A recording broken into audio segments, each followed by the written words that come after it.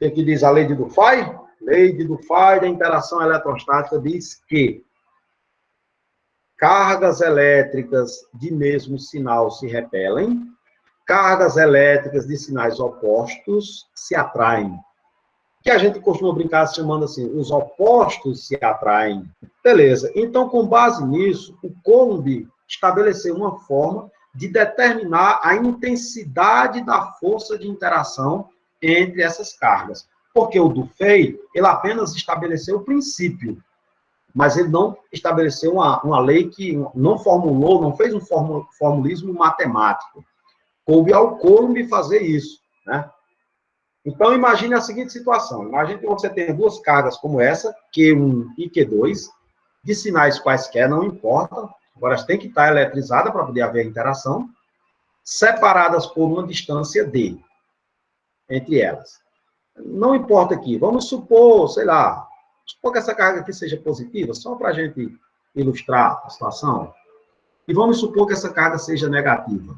Então, se essa é positiva e essa é negativa, de acordo com a lei de Dufay, ou Dufay, vai surgir uma força de atração ou de repulsão entre elas. De atração, não é isso? Eu vou chamar isso aqui de força que a carga 1 sofre da carga 2. Da mesma forma que essa carga 2 vai ser puxada pela carga 1, que vai ter a força, que eu vou chamar aqui F, que a carga 2 sofre da carga 1. E essas forças constituem, lá da mecânica newtoniana, um par ação e reação. Se isso aqui é um par ação e reação, as intensidades são iguais. Ou seja, essa força tem módulo igual a essa, porém em sentido contrário. É comum, às vezes, a gente colocar um sinal negativo na frente de uma delas, só para indicar que o sentido é contrário. Esse menos que eu coloquei aqui não tem nada a ver com o menos da carga. Esse menos que eu coloquei aqui é só para indicar que essa força é contrária a essa. E o Coulomb estabeleceu que essa força ela é proporcional ao meio onde as cargas estão, ou seja, se essas cargas estiverem no ar, aí sofre uma força. Se estiver dentro do óleo, aí já sofre outra força, que ele vai representar por uma constante chamada de constante eletrostática. Essa força também vai depender do módulo das cargas, do valor de Q1, do valor de Q2, e também da distância entre essas cargas. A força depende, então, de três fatores. Três fatores. Quais são? O meio, as cargas e a distância entre elas. Que matematicamente a gente escreve assim. A força eletrostática nada mais é do que a constante eletrostática, esse K chama-se constante eletrostática, vezes o produto do módulo das duas cargas, dividido pelo quadrado da distância. Aqui, pessoal, vamos fazer algumas observações. Primeiro, as cargas estão em módulo. O que significa isso? Significa que mesmo que elas estejam negativas, na hora de resolver as contas, na hora de fazer as contas, perdão, você vai colocá-las aqui na fórmula com um sinal positivo. A segunda, essa constante, ela é dada no problema. Essa constante, ela é dada no problema. Constante eletrostática. Que, via de regra, os exercícios que vamos fazer, as cargas vão estar imersas no ar ou no vácuo. E no ar ou no vácuo, essa constante vai valer sempre isso aqui, ó. 9 vezes 10 elevado a nona, Newton vezes metro quadrado por Coulomb quadrado. Não se assombrem com esse número, porque ele é dado na questão. A unidade de carga é em homenagem ao Charles Augustin de Coulomb, o mesmo Coulomb que estabeleceu a força de interação eletrostática, que matematicamente é escrita aí, ó, está escrita aí. As unidades de medida. A carga dada em Coulomb, a distância tem que estar em metro. E a força elétrica vai ser dada em newtons. E aqui eu estou tratando das unidades no sistema internacional, no SI. Se a distância não tiver em metros, Chicão, o que eu faço? Transforma. Os exercícios, 90% deles a gente vai fazer usando notação científica. Mas fisicamente, como é que eu defino essa lei? Fisicamente ela é definida assim, ó. A força de interação eletrostática, ela é diretamente proporcional ao produto do módulo das cargas. O que significa dizer que é diretamente proporcional, galera?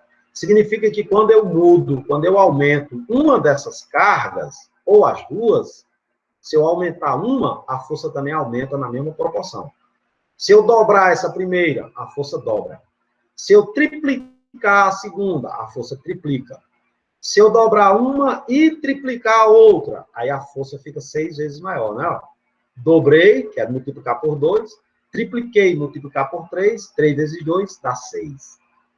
Se eu dividir essa carga por 4, a força é dividida por 4. O que eu faço com as cargas, eu faço com a força. E ela é inversamente proporcional ao quadrado da distância entre as cargas. Agora, em relação à distância, é o inverso e elevado ao quadrado. Eu vou mostrar para vocês um macete. Para achar a relação entre a força e a distância coulombiana, basta lembrar dessa regra. Se eu multiplicar a distância por um número n qualquer, qual é o inverso da divisão? Então, eu vou dividir. Então, a força elétrica vai ser dividida. Vai ser dividida por n, mas não n sozinho, mas sim o n ao quadrado. Porque a distância está ao quadrado. Se eu multiplicar a distância por n, eu divido a força por n ao quadrado. Mas, se eu, ao invés de multiplicar a distância por n, eu tivesse dividido a distância por n. Qual é o inverso da divisão?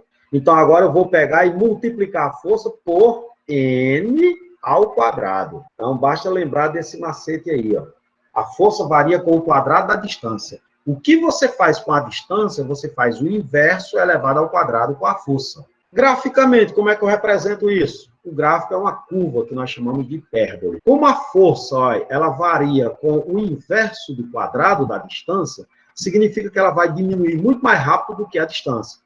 Olha aqui esse exemplo, ó. A distância, o que eu fiz com a distância daqui para cá, ó? Eu multipliquei por 2. Lembra da regra? Se eu multipliquei a distância, a força eu vou dividir. Dividir elevado ao quadrado. Então, ficaria força dividido, 2 ao quadrado é 4. Aqui, ó, dividiu por 4. Já esse outro aqui, ó, daqui para cá, ó. O que eu fiz? De 1 para 3, eu multipliquei por 3. Se eu multipliquei por 3, a força, o inverso da multiplicação, é a divisão. Então, a força vai ser dividida. Dividida por quanto? 3 ao quadrado, 9. Está aqui, ó, um nome. Então, a força cai muito mais rápido do que a distância. E o gráfico é essa curva aí. Ó. Aqui é uma parte importantíssima que eu quero que vocês já comecem. Agora, essa aqui vocês têm que memorizar mesmo. São os chamados submúltiplos da carga elétrica. Os principais aqui, vocês têm que saber na ponta da língua, são esses dois primeiros. O millicoulomb e o microcoulomb. Esses dois, vocês têm que saber decorado lá na prova, lá no Enem, lá no vestibular, no livro didático, vem a abreviatura, o símbolo. E o símbolo de mili é um M minúsculo. O símbolo de micro é essa letrinha grega aqui, ó, que nós chamamos de micro. Oh, desculpa, o micro. Não é mi. Essa letra grega é chamada de mi. O nano é o N minúsculo. E o pico é esse P minúsculo. E cada uma dessas letrinhas equivale a uma potência de 10. O mili equivale a 10 elevado a menos 3, é o mili. Então, toda vida que na conta aparecer esse M, você vai substituir ele por 10 a menos 3. Assim como o micro é 10 a menos 6. O nano, 10 a menos 9. Pico, 10 a menos 12. Aí você iria escrever como para jogar lá na fórmula? Iria colocar 2,5. M minúsculo é o mili, que equivale a 10 elevado a menos 3. Ou ainda, lá na questão aparece 6 microcoulombs. Aí você vai colocar como? 6 vezes 10, micro é 10 elevado a menos 6 coulombs.